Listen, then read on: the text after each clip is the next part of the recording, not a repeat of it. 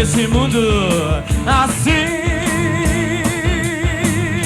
tendo tudo pra bagunçar minha mente. Eu já não queria aceitar, entender que era gente, fábrica de louco esse mundo.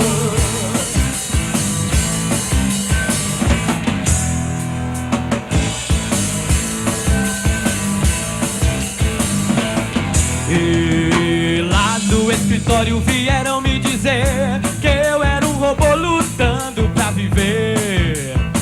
Depois minha família pediu morte legal pra minha vovó doente no hospital. Como é que eu podia entender esse mundo assim, tendo tudo pra bagunçar minha mente? Eu já não queria aceitar, entender que era gente, fábrica de louco esse mundo.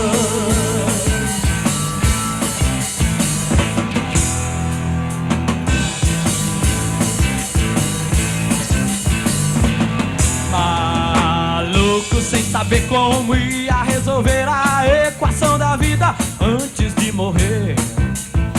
Um certo amigo meu me disse ser feliz, falou de um Jesus que o mundo não quis.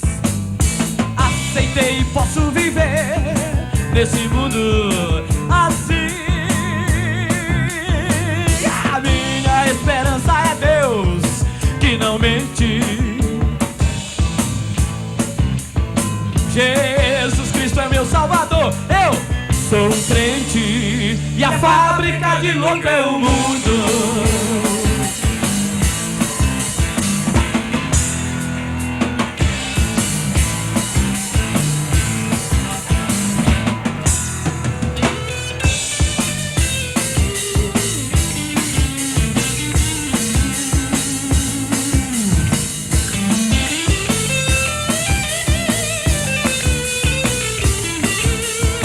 Agora aceitei e posso viver nesse mundo assim.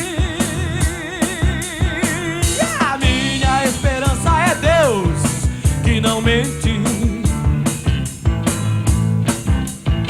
Jesus Cristo é meu Salvador, eu sou um crente e a fábrica de louco é o mundo.